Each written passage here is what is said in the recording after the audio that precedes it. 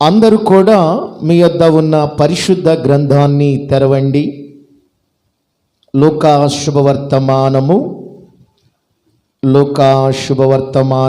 5వ అధ్యాయము 27వ వాక్యమును ధ్యానం చేద్దాం.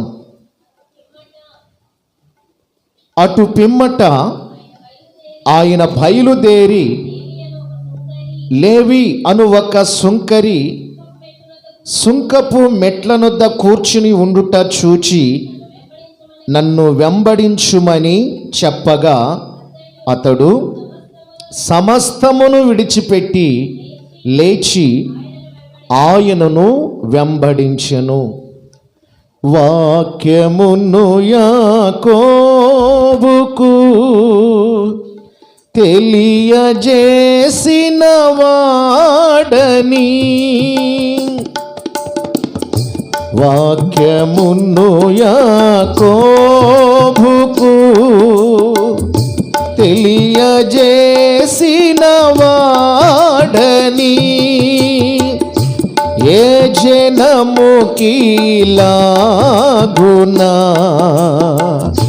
చేసియుండలేదని,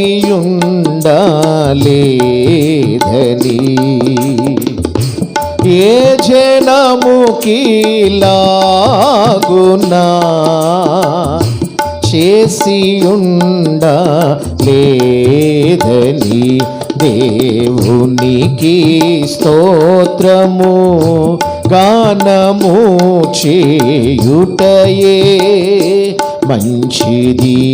మనమందరము స్తుతి గానము చేయుటయే మంచిది. ప్రభువు గొప్పవాడవు, అధిక శక్తి సంపన్నుడవే. ప్రభువు గొప్పవాడవు,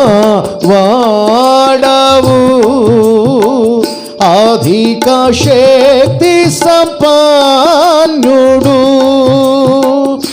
జ్ఞానమునకు ఆయనే మితియులేని వాడని, జ్ఞానమునకు ఆయనే మితియులేని వాడని, దేవునికి స్తోత్రము గానము చేయుటయే మంచిది. మనమందరము స్తుతి గానము చేయుటయే మంచిది. చిన్న ప్రార్థన చేద్దామా? ఈ పునరుద్ధాన దినమందు చదవబడిన లేఖనములో ఉన్న మాటలు, అందులో పరిశుద్ధాత్మ దేవుడు నిలువబడినటువంటి తన సేవకుల నోట ఉంచిన మాటలు మనతో అర్థమయ్యేటువంటి రీతిలో పరిశుద్ధాత్మ దేవుడు మనతో స్పష్టముగా మాటలాడునట్లుగా ప్రభు సన్నిధిలో ప్రార్థన చేద్దాం. మహాపరిశుద్ధుడా, మహోన్నతుడా, సకలాశీర్వాదాలకు కారణభూతుడా, నీకు వందనాలు, స్తుతులు, స్తోత్రాలయ్యా. ఈ పునరుద్ధాన దినమందు నీ పాద సన్నిధికి చేరి వచ్చిన మేము ఇప్పటి వరకు చక్కటి ఆత్మీయమైన సంకీర్తనలతోనూ, స్తుతి ఆరాధన ద్వారా, కీర్తన పఠనము ద్వారా, సాక్ష్యముల ద్వారా మీ నామాన్ని స్తుతించి గణపర్చి ఆరాధించే భాగ్యాన్ని మీరు మాకు దయచేశారు. అందుకు స్తోత్రాలు, వందనాలు. ఈ సమయంలో నాయన లూకా సువార్త 5వ అధ్యాయము 27వ చరణములో వ్రాయబడిన మాటలు కొద్ది నిమిషాలు మేము ధ్యానం చేస్తూ ఉండగా, నిలువడిన మీ సేవకులను ఈ పునరుద్ధాన దినమందు కొద్ది నిమిషములు మీరు మరుగుపరిచి మీ మాటలు ఈ ఉదయకాలమందు మీ సేవకుల నోట మీరు ఉంచి మీరు మాతో స్పష్టముగా మీరు మాటలాడి మీ నామానికే మీరు మహిమ పొందవలసినదిగా వేడుకొనుచు యేసు నామములో అడిగి ప్రార్థించుచున్నాను తండ్రి, ఆమేన్. పిల్లరా, చదవబడిన వాక్యమును మరి ఒక పర్యాయము చదువుకుందామండి. అందరూ కూడా మీ యొద్ద ఉన్న పరిశుద్ధ గ్రంథాన్ని తెరవండి. లూకా సువార్త 5వ అధ్యాయము 27వ వాక్యమును ధ్యానం చేద్దాం. అటు పిమ్మట ఆయన బయలుదేరి పరిశుద్ధ గ్రంథములో రాయబడిన మాటలు ఏమిటంటే, అటు పిమ్మట ఆయన బయలుదేరి లేవి అను ఒక సుంకరి సుంకపు మెట్టు నొద్ద కూర్చుని ఉండుట సుంకపు మెట్ల నొద్ద కూర్చుని ఉండుట చూచి నన్ను వెంబడించుమని అతనితో చెప్పగా అతడు సమస్తమును విడిచిపెట్టి లేచి ఆయనను వెంబడించెను. క్రీస్తునందు ప్రియ సహోదరి సహోదరులారా, ఈ చదవబడినటువంటి వాక్య భాగములో వెంబడించుము అనే మాట చాలా ప్రాముఖ్యమైనటువంటి మాట. రెండు, వెంబడించెను అనే మాట కూడా చాలా ప్రాముఖ్యమైనటువంటి మాట. గమనించండి ప్రియులారా, ఎవరు ఈ వాక్య భాగములో మరి ఎవరితో నన్ను వెంబడించుము అని అంటున్నారు అని మనం ఆలోచన చేస్తే, 2026 సంవత్సరముల క్రితము యేసుక్రీస్తు వారు శరీరధారుడుగా ఆయన పరిచర్య చేస్తూ ఉన్నటువంటి ఆ రోజుల్లో ఓ రోజు యేసు ప్రభువారు పులరా బయలుదేరి ఒక మార్గమున వెళుతూ ఉన్నాడు. ఆ మార్గమున వెళుతూ ఉంటే ఆ మార్గము యొక్క ప్రక్కన ఒక ఇంటి గుమ్మము యొక్క ఎదుట వాకిటిలో లేవి అనబడేటువంటి ఒక సుంకరి ఎక్కడ కూకున్నాడంటే అండి, మెట్ల మీద కూర్చుని ఉండుట ప్రభువారు చూచి ఆ లేవి అనబడేటువంటి ఆ సుంకరితో ప్రభు అంటున్నాడు, ఏమంటున్నాడు? నన్ను వెంబడించుము అంటున్నాడు. ఏమంటున్నాడండి సుంకరితో ప్రభు ఆ లేవితో? ఏమండి? నన్ను వెంబడించుము అని అతనితో చెప్పగా అతడు ఏం చేశాడంట? సమస్తమును కూడా విడిచిపెట్టి ఉన్నపాటునే లేచి ఆయనను వెంబడించాడట. దేవునికే మహిమ కలుగునుగాక. హల్లెలూయా. ప్రభు నోట జాలువారినటువంటి ఒక మాట, ఆ మాట విన్న వెనువెంటనే పిల్లరా, సుంకపు వసూలు చేసేటువంటి ఆ లేవి, మెట్ల మీద కూర్చున్నటువంటి ఆ యవనస్తుడు వెనువెంటనే ప్రియులారా నన్ను వెంబడించుము అని ప్రభు ఎప్పుడైతే ఆ వ్యక్తితో మాట్లాడాడో మరో సమాధానము చెప్పకుండా వెనువెంటనే అతడు ఏం చేశాడంటే అండి, సమస్తాన్ని కూడా విడిచిపెట్టాడు. 2 లేచాడు, 3 ఆయనను వెంబడించాడు. దేవునికే మహిమ కలుగునుగాక. హల్లెలూయా. ఈ లేవి అనబడే సుంకరి పిల్లరా, అతడు దేవుని వెంబడించడానికి 3 పనులు చేశాడు. ఏమిటి ఆ 3 పనులు?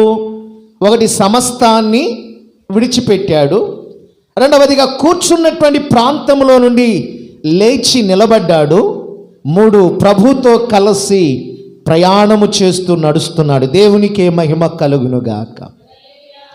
గమనించండి, ఉదయకాలమందు నేను మీకు ధ్యానం చేయబోతున్న ధ్యానవాక్యం యొక్క మూల అంశం ఏంటంటే, ప్రభువును మనము ఎందుకు వెంబడించాలి? మొట్టమొదటి యొక్క ప్రశ్న. ఈ ఉదయకాలమందు 3 విషయాలు మీకు చెప్పాలనుకుంటున్నాను నేను. అవేమిటంటే, ప్రభువును మనము ఎందుకు వెంబడించాలి మొట్టమొదటిగా. 2, వెంబడించేవారు ఆయనను వెంబడించేటువంటి వారు ఎలా వెంబడించాలి, ఇది రెండవ విషయం. మూడవదిగా, వెంబడించడము ద్వారా యేసు క్రీస్తు ప్రభువును ఆయన మార్గాలలో మనము వెంబడించడము ద్వారా వెంబడించేటువంటి వారికి కలిగే ప్రయోజనాలు ఎలా ఉంటాయి అనే విషయాన్ని మూడు విషయాలు చెప్పి త్వరితముగా నా మాటలు ముగించడానికి ఈ ఉదయకాలమందు నేను ప్రయత్నం చేస్తాను. గమనించండి ప్రియులారా, ఈ మాట, ఏ మాట? నన్ను వెంబడించు అని ఎవరు అంటున్నారంటే, యేసుక్రీస్తు ప్రభువు సుంకరి మెట్ల మీద లేవి అనబడేటువంటి వ్యక్తి కూర్చుని ఉంటే అతడితో మాట్లాడుతున్నాడు. దేవునికే మహిమ కలుగునుగాక. హల్లెలూయా. చూడండి, లేవితో మాట్లాడుతున్నాడు. ఈ లేవి చేసే ఉద్యోగం ఏంటంటే సుంకము వసూలు చేసేటువంటి ఒక ఉద్యోగిగా మనకు కనబడుతున్నాడు. చూడండి, యేసుక్రీస్తు వారు పరిచర్య చేస్తూ ఉన్నటువంటి ఆ రోజుల్లో ప్రియులారా, మరి సుంకము అనగా పన్నులు వసూలు చేసేటువంటి వారు ఎవరు అనగా ఎక్కువగా సుంకరులు అనేటువంటి వారు సమాజంలో ఎక్కువగా ఆనాటి యొక్క ప్రభుత్వము కింద పిల్లరా ఉద్యోగాలు చేస్తూ సుంకాన్ని వసూలు చేస్తున్నటువంటి వారుగా మనము చూస్తూ ఉన్నాము. సుంకము అనగా ప్రియులారా ఇంటింట తిరిగి పన్నులు వసూలు చేసేటువంటి ఉద్యోగము. ఆనాడు ప్రియులారా మనము చూస్తే సమాజము, ఎవరు? శాస్త్రులు కావచ్చు, పరిసయ్యులు కావచ్చు ప్రియులారా, ఈ లేవీలు అనేటువంటి గోత్రములో ఉన్న వారిని చాలా చులకనగా చూస్తూ ఉండేవారు. సమాజము అనేటువంటిది వారిని పిల్లరా చాలా తక్కువ చూపుగా చూస్తూ ఉండేది. సమాజము అనేటువంటిది సుంకర్లను ఏమని పిలుస్తూ ఉండేవారంటే వీరు పాపులు అని పరిగణిస్తూ ఉండేవారు. కారణం ఏంటో తెలుసా? ప్రభుత్వం విధించినటువంటి పనుల కంటే కూడా అధికమైన పనులు ప్రజల యొద్ద నుండి బలవంతముగా వారు సుంకరులు అనేటువంటి వారు, ఈ లేవీలు అనబడేటువంటి వారు పిల్లరా వాళ్ళు సుంకము వసూలు చేస్తూ ఉండేవారు.